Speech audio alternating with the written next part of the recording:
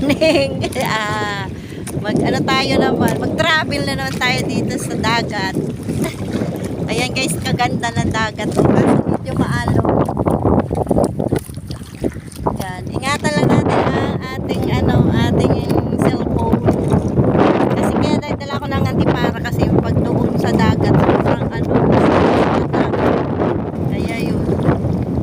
Travel tayo ngayon naman.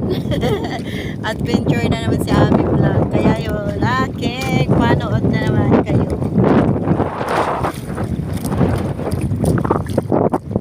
Ito.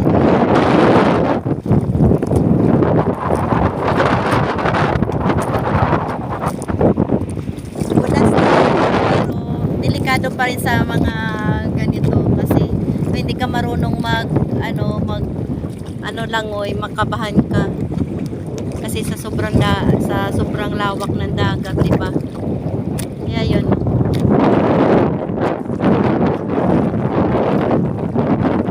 Waiting sa mga pier. Ayun ang may isda. Kaya dyan namimili ang mga negosyante.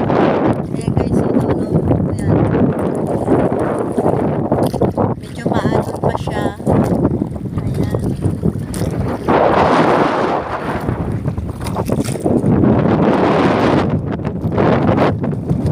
Mamaya ipakita ko sa inyo yung hunas talaga sa gitna ulit. Manguha tayo ng shell. Kaya ganito, tago natin yung ating cellphone. Diba guys, ayan, relax ka dito. Kaso lang medyo maalon siya kasi para makulimlim dito sa Bicol ngayon.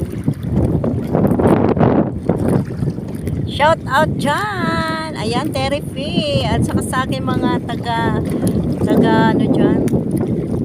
Commonwealth. Ayan, shout out sa inyo lahat dyan. Ayan, si Ami Vlog. Again, magdagat. Na-miss ko na kasi almost ilang months na kami dito. Hindi nakapagpadagat ngayon. Ayan, magkita-kita tayo.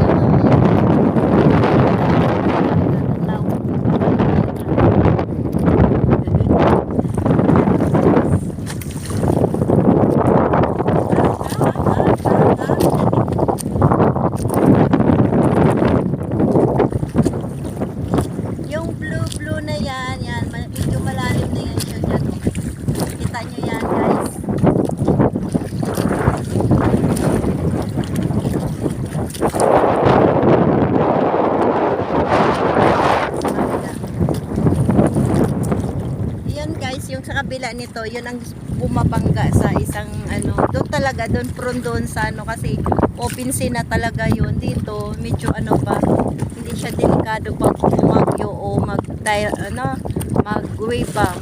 ayan. Kasi babangga pa doon sa isang bundok bago dito sa isang bundok ulit, ayan. Explain ko lang sa inyo kung gaano kaganda ang ating kapamilya. Ayan. Wala sa ngayon nagpadagat dahil diba, mamaya siguro marami man namang padagat dito.